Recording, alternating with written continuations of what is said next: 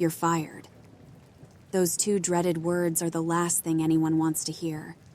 As the manager of a small coffee shop, they're the last words I ever wanted to say. But unfortunately, I did have to say them, and the employee on the receiving end was less than pleased. "Seriously, Calla? Robbie comes in 20 minutes late every shift and I'm the one getting canned? It's not fair. I won't accept that." "Claire, Robbie has one leg. He gets a pass.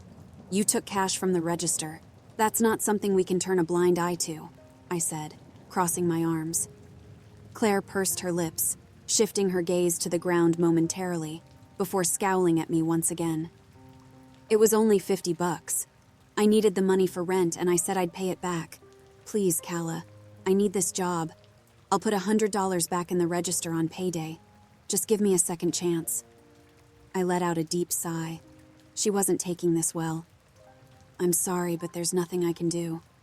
Aftermath has a zero-tolerance policy for theft. Even if you were to pay it back, the big boss still wouldn't excuse it. I would be putting my own job in jeopardy by looking the other way, and that's just not something I can afford to do. Your actions have consequences, Claire. You brought this on yourself." She glanced up at me with teary eyes. Though Claire was entirely in the wrong, my heart shattered for her all the same. She was a good kid, just a little misguided. Or so I thought. "I won't forget this, Calla. Mark my words, I will make you pay," she spat, before dramatically stomping out the door. My eyes grew wide and my heart began to race. If any normal human being had said that, I would have blown it off entirely. But there's a little oddity about my job that I may have, purposely, forgotten to mention. You see, I'm a clairvoyant of sorts. I work at a coffee shop for the dead, and they tend to take things a lot more personally than the living. A gruff-looking man with a leather jacket and ripped jeans leaned against the counter, snapping my attention away from the door. He had an unkempt beard and a nasty road rash seared into his face. The shades obscuring his eyes exuded an air of confidence that he had no business possessing. Even so, his appearance didn't intimidate me in the slightest. "Don't worry about her, Calla. She's talking out her ass." I appreciate the reassurance, Frank. I know she probably just needs to blow off some steam, but it always freaks me out when shit like that happens. No offense to all you dead folk, but I don't want to kick the bucket anytime soon, you know? That's fair. Purgatory ain't that bad, but it doesn't hold a candle to the land of the living. By the way, if you get a chance, can you whip me up my regular? I could use a boost. Sure thing. Coming right up. Is there anything else I can get for you? I tried my best to stop myself, but it was too late. I knew better than to ask that question to Frank. "Yeah," he grinned, leaning in closer. "Don't you say it. Frank, I swear if you—" "I'll take your soul!" I glowered at him as he roared with laughter. "Come on, Calla. Have a sense of humor," he wheezed, tears welling in his eyes. "Frank, you have told me that same joke every chance you get for the entire time I've been working here. It wasn't funny the first time you said it, and it's definitely not funny now. I ought to charge you double every time you tell it." He frowned at me, before turning to his normal booth. "Geez, would it kill you to lighten up a bit? Buzzkill." As I was beginning to prepare Frank's blonde espresso, I heard the familiar chime of the door opening. A kid with disheveled blonde hair and scratches across his face hobbled inside, leaning on a crutch. "Hey, Robbie, nice of you to show up," I beamed, flashing him a warm smile. I glanced down at my watch. 20 minutes late, right on the nose. "Always gotta give me shit, huh, Mrs. Calla? You try hopping to work one day, then we'll talk," he quipped, returning a grin. "You know what? Maybe I'll take you up on that offer. I do—" I froze, mid-sentence. All the color drained from my face, and I suddenly found myself unable to speak. I clutched at my side, barely able to breathe. A random, searing pain shot through my torso. I felt like I was going to pass out. Calla, are you okay? Say something." Robbie rushed over to me, his face contorted with worry. I weakly returned his gaze. The agony was beyond anything I had ever felt before. It was as if someone had stabbed me with a white-hot fire poker and decided to twist it a couple times for good measure. Excruciating was an understatement. Just as my vision was starting to go fuzzy, the pain began to dissipate. I gasped for air, leaning heavily on the counter for support. What the hell was that? "I'm all right," I said, turning my head. Frank had joined Robbie behind the counter. The pair of them both had a look of deep concern etched into their features. If I wasn't dying, I probably would have found it endearing. "Are you sure? You look like shit, Calla." "That's it. I'm definitely charging him double." "Gee, thanks a lot, Frank. You're such a gentleman." "Don't mention it," he said, never giving any indication that he was joking. Robbie and I both glared at him. "Go sit down, Frank. You too, Mrs. Calla. You should probably take the rest of the day off. Don't worry, I can handle the shop," Robbie said, helping me to a chair. "You know what? I think you're right. I could go for a nap." After resting for a little while longer, I went home. Robbie wasn't a professional by any means, but I trusted him to keep Aftermath running smoothly, at least until I recovered. He really was a good kid. I always thought it was such a shame that he died in such a tragic manner. IEDs are no joke. I made sure to take it easy and get plenty of rest. I didn't experience any more phantom pains for the remainder of the day, but I knew that I would need to get a good night's sleep. With Claire gone, I'd be stuck on opening shifts for the foreseeable future.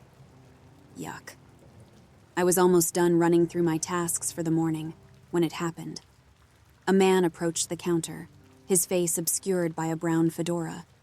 A sickly, yellowing newspaper was tucked beneath his arm as he placed a gloved hand onto the countertop. His aura alone was sinister enough to make me want to turn and run. Beware. His gravelly voice sounded like his diet consisted solely of rusty nails and asphalt. I'd only heard that voice a handful of times before, and each instance made me sick to my stomach. Why? What's coming?" The girl. With no further elaboration, he turned and reclaimed his regular seat at the back of the shop. I was shaking in my boots. Why, you might ask? Well, I told you a little white lie earlier. That thing that approached the counter is no man. He's been coming in nearly every day for as long as anyone can remember. But that's about all we know about him. No one knows what he is. No one knows how or if he died. No one even knows his name. We call him Nona, short for no name. And the only things I'm completely certain of in regard to him are, 1, that he's benevolent towards the employees of Aftermath and its patrons, and 2, that whenever he decides to speak, a terrible tragedy usually follows. There's no denying it. Nona is a bona fide, real-deal harbinger of death. I locked eyes with Frank, who wore the same bewildered expression that I did. His pallid features and wide eyes mirrored exactly how I felt in that moment. "What do you think he meant by that?" Frank murmured, never breaking eye contact. "I don't know, but whatever it is, it can't be good." "You got that right. Maybe it'd be safer to call in some backup on this one. I know Ivan's hopping between a couple different locations after landing the regional manager gig, but he'd be here at the drop of a hat if he caught wind of this, right?" "Yeah. Normally, I'd try to avoid getting Ivan involved, but I think this is warranted. You remember what happened last time Nona spoke?" I said, a shiver rippling down my spine. Frank averted his gaze, the corners of his lips drooping into a frown. "I wish I could forget. That whole ordeal sent Calla? Calla, are you okay?" It had returned tenfold. My lower back throbbed with intense, pounding pain. It felt as if someone was hacking away at my spinal column with an ice pick. I was paralyzed. If I moved even an inch, I would be met with another agonizing shockwave of hurt searing through my system. This time was even worse than before.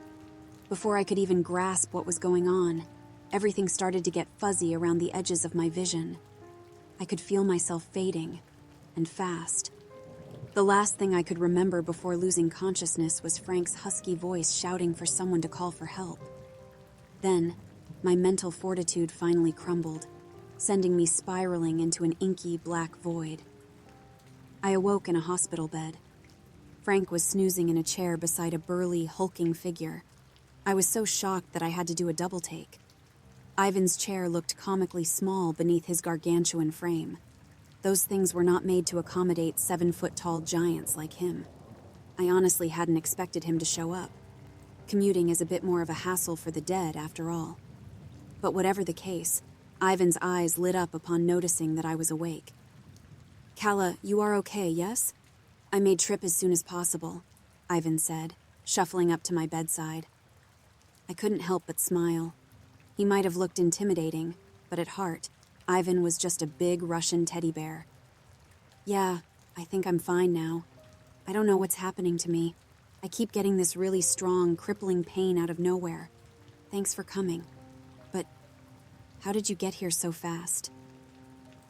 "It's only been a few hours." A devious grin crept across Ivan's face.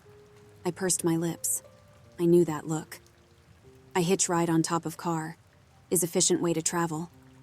My mouth fell open. Ivan's bulky ass clinging to the roof of a speeding car going God knows how far over the legal limit.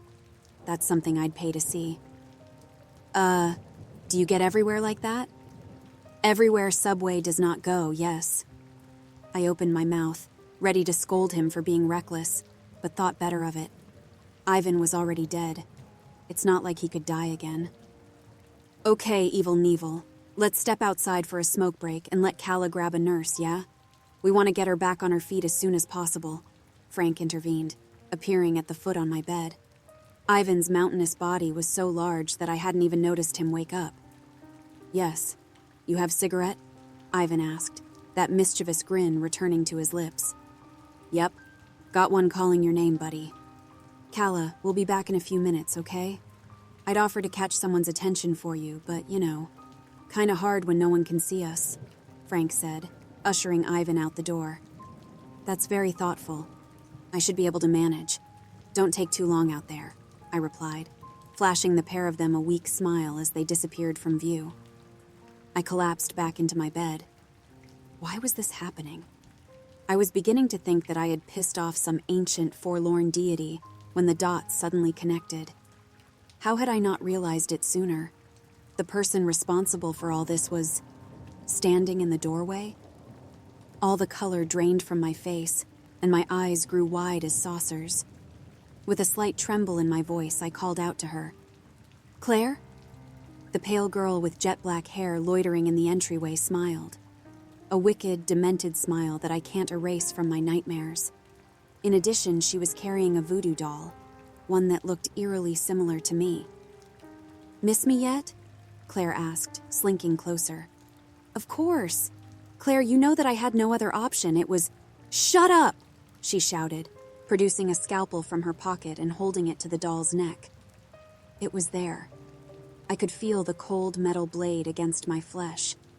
Claire wasn't playing around. "I don't want to hear your excuses, Calla.